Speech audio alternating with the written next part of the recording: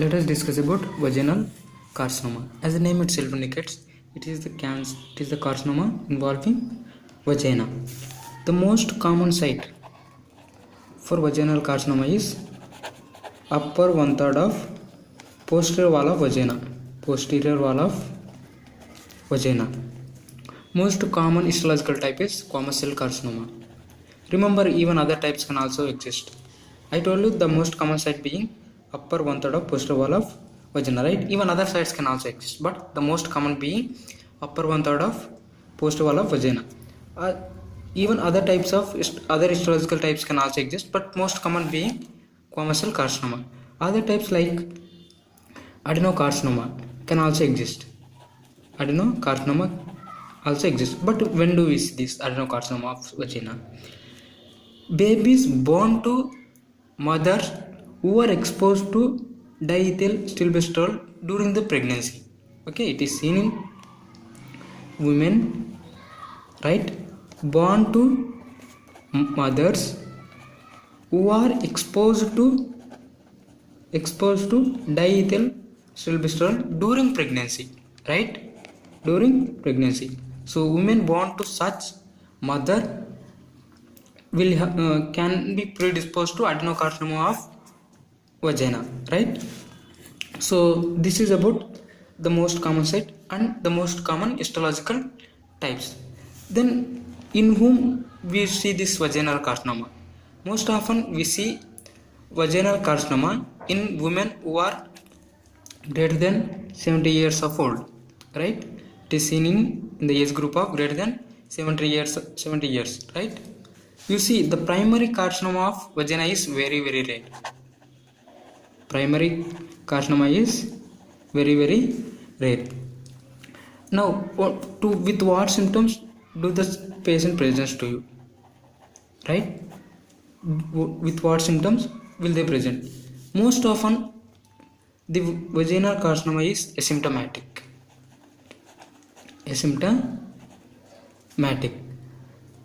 But sometimes there may be painless abnormal bleeding,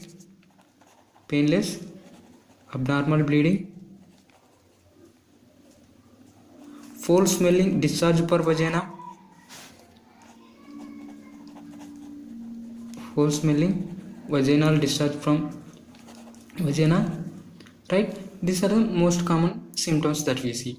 Then the signs. What the signs we see?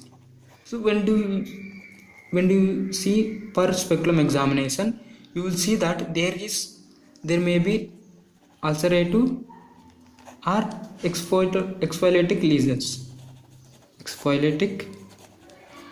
lesions, right? So you see when there is adenocarcinoma, you usually see exfoliatic lesions. When the cancer is squamous cell carcinoma, you see ulcerative lesions, right?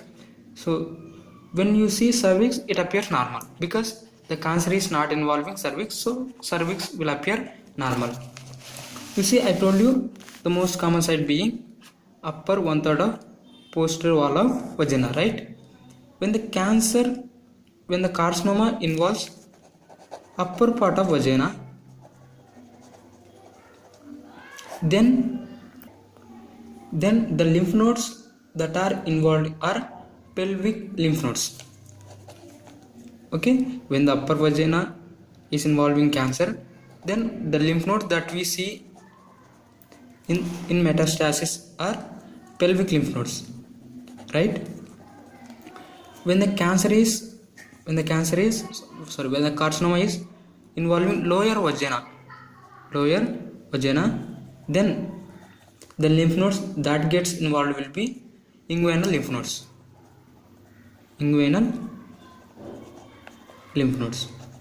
right? That point you have to remember, because involvement of these lymph nodes will help in treatment. We should know which lymph nodes that have to be removed, right? So when the carcinoma is involving upper vagina, we remove the pelvic lymph nodes. When the carcinoma is involving lower vagina, so at that time you will remove inguinal lymph nodes, right? So this is about symptoms and signs. Then staging of vaginal carcinoma.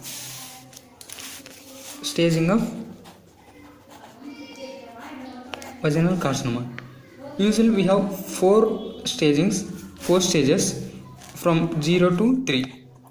0 to 3. So stage 0, stage 1, stage 2 and stage 3. Stage 0 in the sense vaginal intraepithelial neoplasia, right? So that means the carcinoma has not extended behind the basement membrane. That is what is called intraepithelial neoplasia. Vaginal intraepithelial neoplasia, right? Then stage 1. Here carcinoma is limited to only vaginal wall. Limited to vaginal wall. In stage 2, carcinoma will extend behind the vagina, but this will not extend to the pelvic side walls, right? In the stage 2, this carcinoma will extend behind vaginal wall. But one thing we have to remember here is this will not reach pelvic side walls.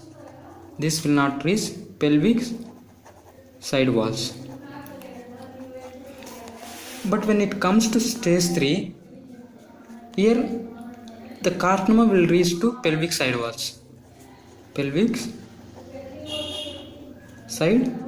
walls. Right? So how will you manage this case? In the stage 1, right? In the stage 1, what you do is, when the carcinoma is involving upper one third, then you see this is vagina, this is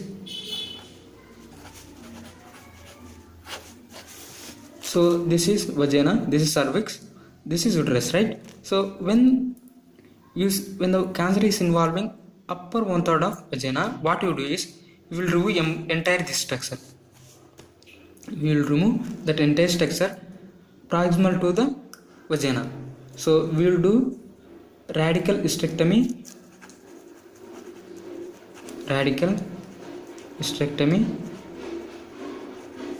right?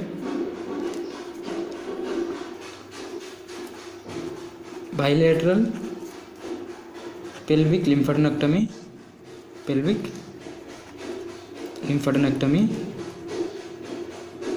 right?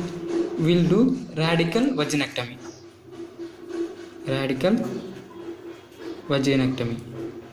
right? So when the carcinoma is involving upper one third of vagina, we'll do radical hysterectomy, bilateral pelvic lymphadenectomy and radical vaginectomy. Okay? When the carcinoma is involving middle one third of vagina, then what you do is we'll do external radiotherapy.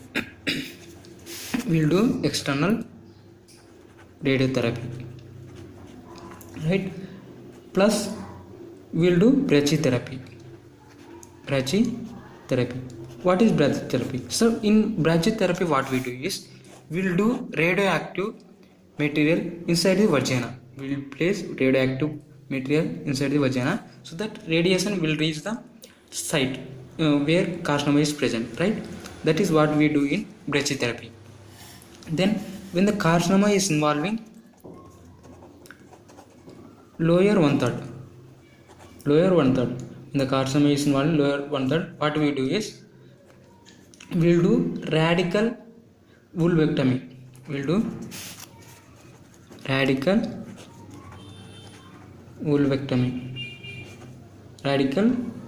vulvectomy plus bilateral